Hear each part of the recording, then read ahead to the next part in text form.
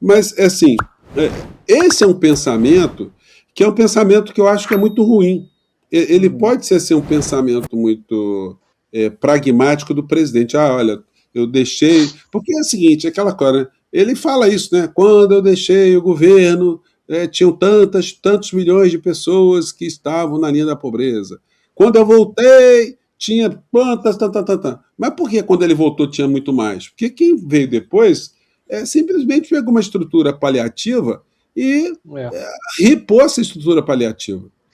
Então assim, agora, isso tudo que que eu estou falando aqui com vocês, que a gente está batendo papo, pô, isso não deveria ser um papo assim de partido político, a direção do PT, os ministros, a intelectualidade. Isso não era para estar uma coisa para ser levada assim, presidente da República, assim, Lula, olha só, se o senhor não mexer lá com a Faria Lima, se o senhor não fizer alguma coisa, pô, vai ficar ruim. Aí sempre tem o bundamolismo, né? Ah, mas o Centrão não vai deixar. Ah, mas o governo americano não vai deixar. E não sei o que, e a Rede Globo não vai deixar. E aí fica o seguinte, que todo mundo se conforma, né? Então é o seguinte, aumentar o salário mínimo 1,5% ao ano, que tá joia. E aí, quando chega no processo eleitoral, aí fica todo mundo vendo o Flávio Bolsonaro com 40%. A gente assim, porra, por que o cara está com 40%? Ele está com 40% porque 40% da sociedade brasileira não está se sentindo prestigiada, por várias razões. É o cara que ele pode ver o Jornal Nacional dizendo assim, o Brasil teve um superávit fiscal, o Brasil está com a maior taxa de desemprego.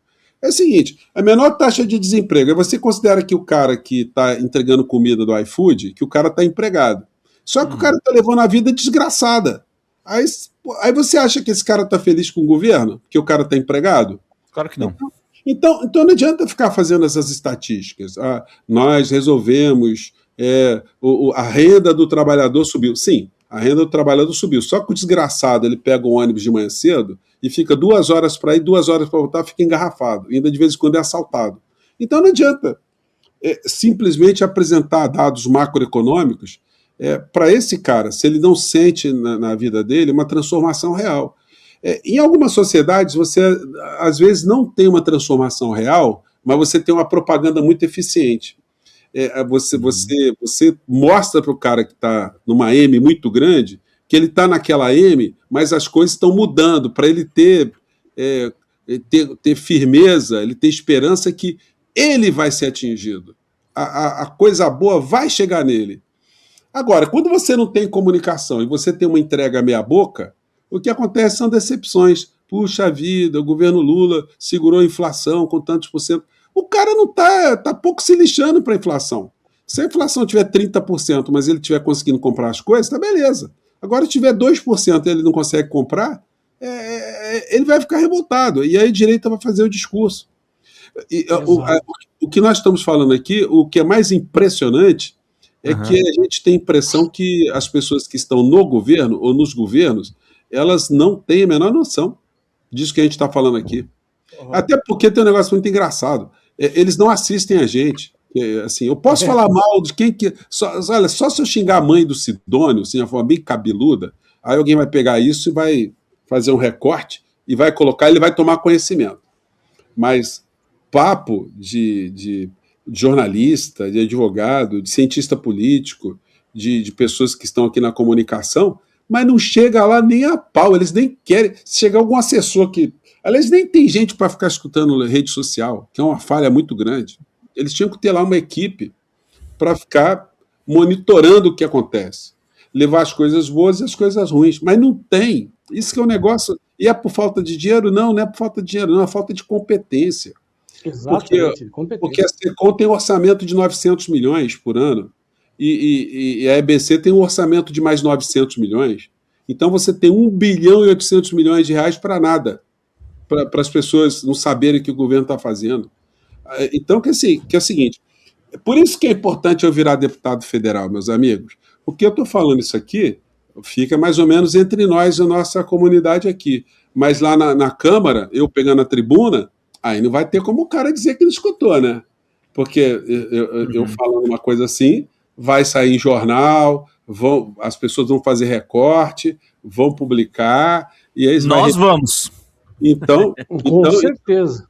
Então é diferente. Por isso que é importante a gente ocupar um espaço como esse, um espaço institucional. Porque aqui nós não temos imunidade, nós não temos grana, e não temos o apoio governamental, a gente não tem apoio das estruturas institucionais. Então nós somos aqui guerrilheiros, no bom sentido, né? No melhor sentido da palavra, de enfrentar poderes muito superiores aos que nós possuímos, mas nós somos encardidos. Nós somos encardidos, a gente não desiste, a gente parte para cima e nós não temos filtro. A gente fala o que tem que ser falado, a gente espelha a vontade de pessoas que gostariam de falar algumas coisas que não podem, a gente verbaliza isso. Agora, dentro do parlamento, vai ser muito interessante. Por isso que eu estou achando que tem mais gente aí do nosso campo torcendo para não me eleger do que o pessoal da direita. O pessoal da direita não conhece também muita gente, não. Eles estão na bolha deles. Eles não sabem quem é o Pedro Zambada, o Marcelo, não sabem quem sou eu. E acho que eles estão brigando muito entre si, né? Eu posso trafegar. Claro que eu não vou arriscar um troço desse, né? Por exemplo, agora o Lula veio aqui no Rio no sábado, e teve também o Flávio Bolsonaro no Maracanãzinho. Eu fiquei pensando, se o Lula não tivesse vindo, será que eu conseguiria entrar lá camuflado, lá no negócio do Flávio, só para filmar lá? Mas aí é uma ação de altíssimo risco, né?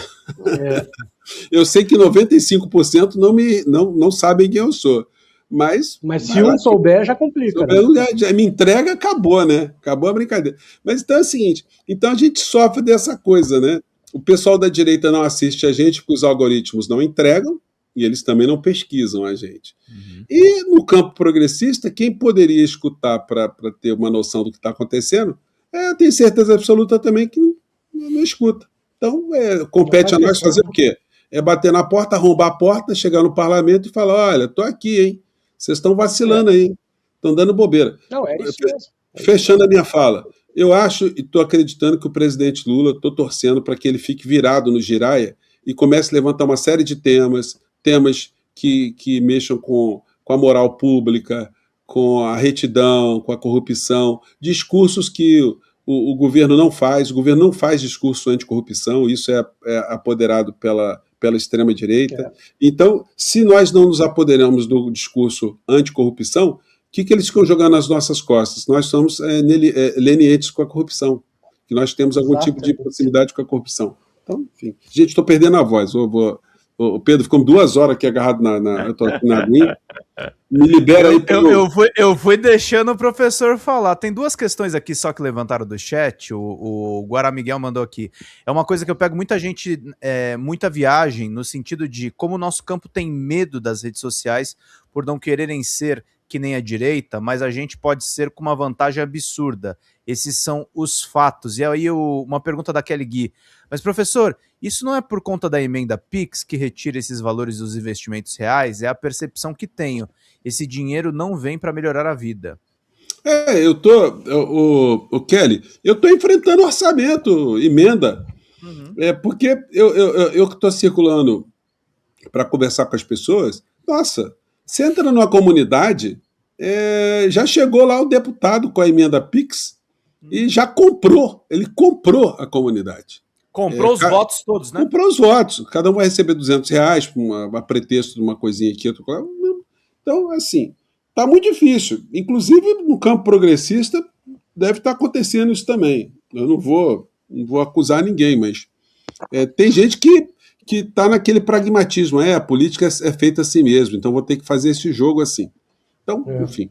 Então assim, tem esse problema, mas esse problema ele surgiu agora. E a alienação da sociedade, o sequestro da mente dessas pessoas, a mistura de política com religião, os picaretas apoiados pelos grandes veículos de comunicação, isso já existe há muito tempo. Então, o que falta é ter gente fazendo a leitura do que acontece e ir para o confronto, e para o questionamento, né?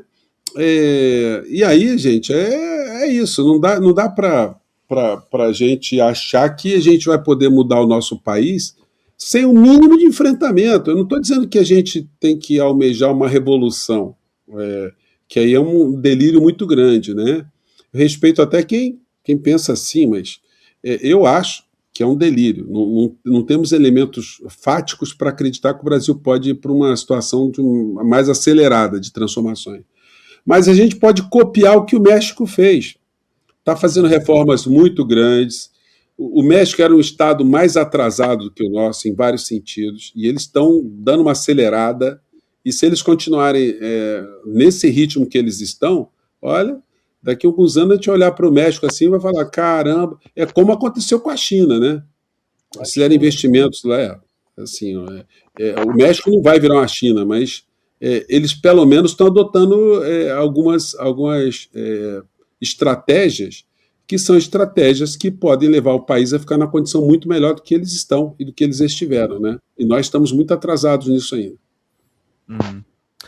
Quer falar alguma coisa, ô Marcelo? Senão tem mais pergunta aqui, peraí. Não, pode ir lá. O José precisa descansar a voz, né? Minha voz acabou aqui, me caiu meu negocinho aqui, olha que bonito que tá aqui, ó. Tá bonitão, hein? José, cadê? Olha aí que bacana. Tem gente que me ajudando aqui, ó. Isso não é inteligência artificial, não, tá? Isso é inteligência natural, ó. Ficou lindão aqui o garoto. Muito bom. Teve uma pergunta aqui só, Zé, se puder responder só, e aí eu já te libero na sequência, mas teve aqui... Ai, caraca, tem uma pessoa flodando aqui no chat, eu tô pensando se eu apago. Aqui, ó, Márcia dos Espíritos Santo mandou aqui. Quantos votos o professor precisa para se eleger no partido PSB? Alguém sabe? É difícil saber isso, é difícil saber. É assim... Dá uma centena de votos logo pro professor, pô. Eu imagino que uma eleição, no meu caso aí, ela só vai se consolidar com 100 mil votos, de 100 mil votos para cima, que é muito voto. Então, cada pessoa que esteja me apoiando vai ter que andar aí para conseguir uns 100 votos. É isso aí. E por isso também você não tira a importância da internet nesse processo, né, Zé? Vai continuar fazendo live, vídeo... Sim, não. O meu compromisso é de jamais fechar o portal do José, mesmo uma eleição. Aliás, se eu me eleger, vai ser um troço muito interessante que eu vou ter a possibilidade de trazer muitos parlamentares para conversar, vou estar em tempo real dentro das discussões. Enfim, aí eu monto um bunker também em Brasília, um bunker no Rio de Janeiro, e vou frequentando os bunkers de vocês aí, vou circulando, vou baixar em todo lugar, baixo em Curitiba, baixo em São Paulo, vou baixando na Bahia, vou baixando em todo lugar. Com certeza, José. Exatamente. Isso mesmo, cara. José Fernandes, toda vez que eu te chamo, a gente fala 1 horinha, 2 horas praticamente aí de bate-papo. Tem alguma coisa que a gente não perguntou que você queria acrescentar? Não. Só quero dizer que amanhã é Atlético e Cruzeiro pela Copa do Brasil, e eu sou galo doido, então amanhã não faço live com ninguém, amanhã é só futebol. E a agenda do candidato? Você vai ter visitas? Não, estou circulando amanhã. Tem uma coisa muito legal que está acontecendo na minha vida, é o seguinte, as pessoas estão me chamando para bater papo, né? Então amanhã eu vou bater um papo na casa da Hildegard Angel. Opa! Vai gravar lá pro programa dela, lá no 247? Vamos gravar. Vamos gravar ao vivo, eu não sei. Eu só quero papear com ela, resenhar com ela. Então isso é uma coisa muito legal, uma coisa muito bacana. Então, e o fato do meu nome estar circulando, tem muitos parlamentares que eu conheço, de estaduais, né, que eu conhecia de nome, tal, que estão querendo bater papo, conversar comigo, fazer dobradinha. Então isso está sendo muito legal. De repente eu virei uma pessoa que entrou nesse clube aí e as pessoas estão respeitando, estão achando que pode dar certo. E eu estou que nem o filósofo Ronaldinho Gaúcho, que cunhou uma frase muito sintética, que é meu mantra. Ele disse: estão deixando a gente sonhar. Então, exatamente. Estão deixando a gente sonhar. Então, se eu chegar lá, ó, é isso aí. José, vai ser muito legal, cara. Vai ser muito legal ter você no parlamento, cara. A gente precisa de gente que nem você. Precisamos mesmo. José Fernandes. Aquele abraço, meu querido. Oi gente, eu sou a Sara Miranda do Folha TV. Eu tô aqui para agradecer sua presença no nosso canal e pedir para você continuar apoiando o nosso jornalismo progressista e independente, que precisa muito da sua ajuda. A primeira coisa, se você não está inscrito no nosso canal, já faz isso agora e receba as notificações das nossas lives. Além disso, você pode acompanhar toda a nossa programação durante a semana. Também tem outras formas de você continuar nos apoiando financeiramente. Uma delas é pelo Pix, folhademocrata@gmail.com. Também temos o apoia-se/Folha TV, onde você faz contribuições mensais e recorrentes e nos ajuda muito. Além disso, você pode se tornar membro do nosso canal. Clica lá no YouTube em tornar-se membro, veja qual é o pacote que melhor cabe no seu bolso e fique mais pertinho da gente, inclusive em grupo de WhatsApp com toda a nossa equipe com quem você pode interagir. Apoiar um canal progressista também é uma forma de militância. Então fica aqui com a gente, apoia o Folha TV, eu te vejo nas próximas lives. Beijo, até mais!